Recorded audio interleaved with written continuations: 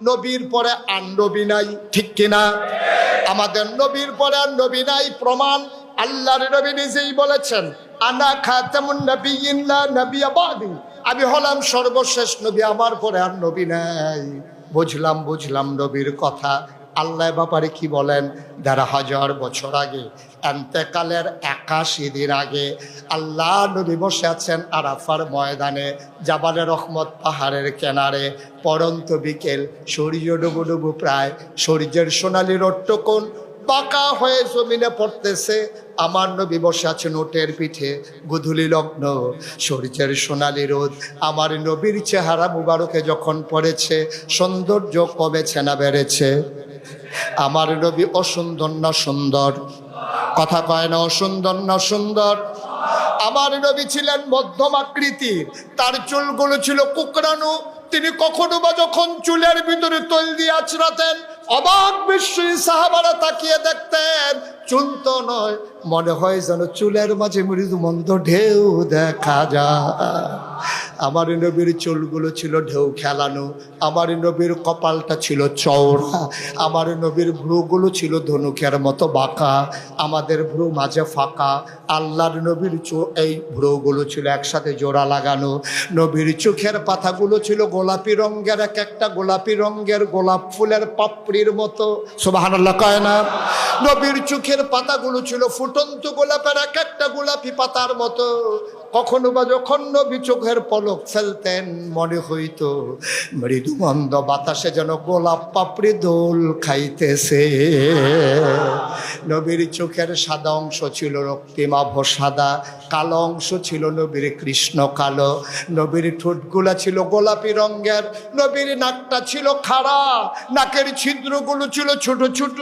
আল্লাহর নবীর ঠোঁটগুলো ছিল গোলাপি রঙের। কখনো বা যখন মুচকে হাসতেন, তার দাঁত যখন বের হয়ে যেত, মনে হইতো গোটা পৃথিবীতে যেন বিজলি চমকাইছে। আল্লাহর নবী কখনো বা যখন রাস্তা দিয়ে হেঁটে যেতেন, মানুষগুলো অবাক বিস্ময়ে তাকিয়ে দেখতো। মাসখানেক পরে মানুষ আবার যখন রাস্তায় আসতো, এসে ওই এলাকার মানুষকে জিজ্ঞেস করতো, ভাই এই এলাকা দিয়া নবী হেঁটে গেছে নাকি? কয় ১ মাস আগে হেঁটে গেছে, তুমি বুঝলা কেমনে? আবার সাহাবা চোখের পানি ছেড়ে দিয়ে কয়, ভাই ১ মাস আগেও যদি হেঁটে গেছে, আজকেও আমি হাঁটার সময় নবীর গায়ের জান্নাতি গন্ধ পাই।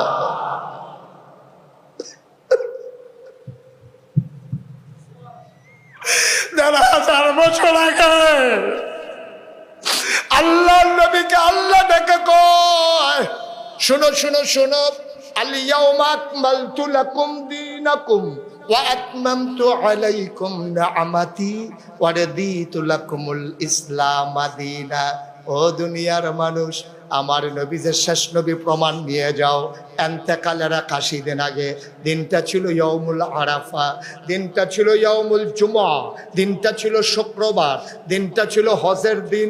ইহুদিরা কয়, এই আয়াত যখন নাজিল হয়েছে, ইহুদিরা যখন শুনতে পেরেছে, ইহুদিরা কয়, আমাদের গোটা তাওরাতে এমন একটা আয়াত নাই। সুবহানাল্লাহ, একটা আয়াত এমন আয়াত নাই। তোমরা এই আয়াতটা যেই পেয়েছো, এত মর্যাদার আয়াত, এই আয়াতটা যদি আমাদের মুসার উপরে নাজিল হইতো, সেই দিনটাকে আমরা ঈদের দিন বানাই নিতাম। আয়াতটা কি? আজকের এই দিনে আমি পরিপূর্ণ করে দিলাম তোমাদের দিন। ওয়া আতমামতু আলাইকুম নি'মাতি, নিয়ামত যথেষ্ট করে দিলাম। ওয়া রাদিতু লাকুমুল ইসলাম দীনা, আর তোমাদের জন্য আল্লাহর পক্ষ থেকে মনোনীত একটা ধর্ম দিলাম, তার নাম হলো ইসলাম। তাহলে আমাদের রবকে, দিন কি? নবী মুহাম্মদুর সাল্লাল্লাহু, বলেন আলহামদুলিল্লাহ। তাহলে নবীর ৩টা উপাধি, কয়টা উপাধি বলছিলাম? তিনি ইমামুল মুরসালিন, প্রমাণ আছে নাকি নাই? তিনি খাতামুন নবিয়্যিন, প্রমাণ আছে নাকি নাই? তিনি রাহমাতুল লিল আলামিন, এটা এখনো প্রমাণের বাকি আছে না? সেই দিন ইনশাআল্লাহ আলোচনা শেষ করবো। ওয়া মা তাওফীকি ইল্লা বিল্লাহ। নবীর দিন এটা কি অপূর্ণ না পরিপূর্ণ? বুঝে শুনে বলতে হবে, ইসলাম কি অপূর্ণ না পরিপূর্ণ? কমতি আছে, ঘাটতি আছে, বেশি আছে? আরো সহজ করে বলি, এই যে এখানে এক গ্লাস পানি, আপনাদের আজকের আয়োজনের যিনি সম্মানিত সভাপতি, যিনি সেই অজপাড়াগা থেকে আমাকে টেনে টেনে রাজধানীতে নিয়ে এসেছেন, আমি হয়তো আজকের আয়োজনের জন্য উপযুক্ত বক্তা না, আমি গ্রাম অঞ্চলে কথা বলি, তো উনি টেনে টেনে কেমনি কি টের পাইছে, টেনে টেনে হাজির করে দিয়েছে। তা এই যে আমি আসার পরে দিন যে পরিপূর্ণ, আপনারা কিন্তু স্বীকার করছেন, কম আছে? ইসলামের ভিতরে কি কোনো ঘাটতি আছে, বেশতি আছে? তো দিন তো পরিপূর্ণ। তো আমি এইভাবে উদাহরণটা দেই, এই যে এই গ্লাসে পানি আছে, এটা কি পরিপূর্ণ না কম আছে? কথা বলেন সবাই, পরিপূর্ণ না কম আছে? তাইলে এখানে কম আছে, এটাকে পরিপূর্ণ বলা যাবে না। পরিপূর্ণ মানে হচ্ছে এরকম সমান সমান, এক ঢুক খেয়ে ফেললে কমে যায়, এক কুশ দিয়ে দিলে পরে যায়, এটারে বলে সমান সমান, ঠিক কিনা বলেন? তো দিন কি এরকম কম, দিন কি একটু বেশি? তাইলে দিন হলো এইরকম এক গ্লাস সাদা পানির মতো সমান সমান একটা ব্যবস্থা, এটার নাম হচ্ছে ইসলাম। কিন্তু আফসোস কি জানেন, যদিও দিন পরিপূর্ণ আল্লাহ বলেছেন, আপনারা স্বীকার করেছেন, কিন্তু আমার দেশে দিনকে কেউ পরিপূর্ণ মানতে চায় না। এটার সাথে কেউ সংযোজন করে, কেউ এটা থেকে বিয়োজন করে, অনেকটা এইরকম। আমি যখন আসলাম, আমি আমদাদ স্যারকে বললাম, আপিল বিভাগের সম্মানিত বিচারপতি, আমি ওনাকে বললাম, স্যার আমি তো লম্বা সফর করে এসেছি, এক গ্লাস পানি দেন দেখি। তো উনি যখন পানি দিতে গেছে, ওনার যারা স্টাফ, ওনারা বলতেছে, স্যার পানি দেন কার জন্য? কই যে মুশতাক ফয়েজি নাগাইশের পীর সাহেব কুমিল্লার এসেছে, তো উনি পানি চেয়েছে, এই জন্য পানি দিয়েছি। তো ওরা বলতেছে, স্যার উনি এত বড় কুমিল্লা থেকে এসেছে, আপনি পানি দিচ্ছেন, একটা কাজ করেন, আমাদের এখানে ট্যাং আছে, একটু ট্যাং দেন। তো উনি দিছে ট্যাং, আরেকজন আইনা দিছে চিনি, আরেকজন আইনা দিছে লাড়া। ঢাকাতে এটারে কি কয় এখন? একটু খেয়াল করে শুনতে হবে, একটু একটু ঢাকাতে এটারে কি কয়? আমার কথা কয় না দেখি।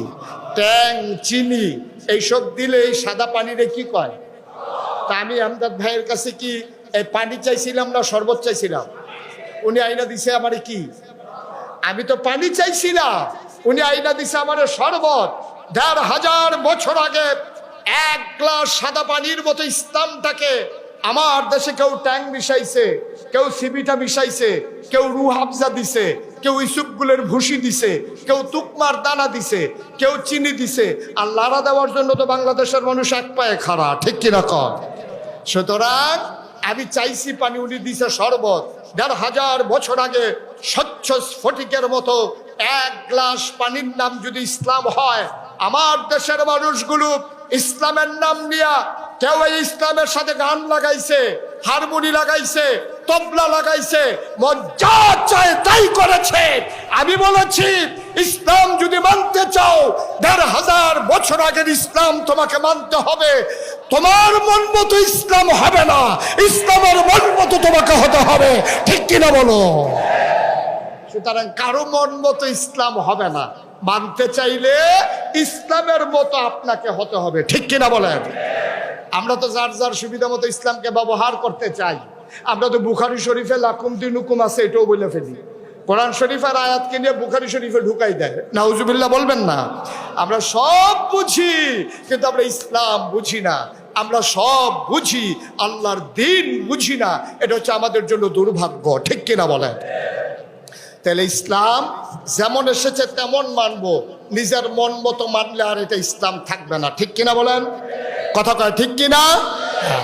এই নবীজি যে ১৫০০ বছর আগে ইসলাম এনে দিয়েছেন, আর এটাকে ক্রমধারায়, ক্রমে ক্রমে, বংশ পরম্পরায়, যুগের বিবর্তনে এই দিনকে এই পর্যন্ত নিয়ে আসার জন্য যারা ভূমিকা রেখেছেন, তারা হক্কানি পীর মাশায়েখ, আলেম ওলামা। এমনই একজন পীর মাশায়েখ ঘুমিয়ে আছেন আমাদের মাঝে, খাজা শরফুদ্দীন চিশতি রহমাতুল্লাহ আলাইহি, ঠিক কিনা বলেন? তারা এই দিন এনে দিয়েছেন, তারা দিন এনে দিয়েছেন ইসলাম মানার জন্য, ইসলাম বুঝার জন্য, ইসলামকে কেন্দ্র করে গাজার আসর বসানোর জন্য না, ঠিক কিনা বলেন? তারা দিন এনে দিয়েছে এখানে পুরুষ মহিলা একসাথে নাচানাচি করার জন্য না, মানুষগুলো যেন জান্নাতে যেতে পারে সেই জন্য, ঠিক কিনা বলেন?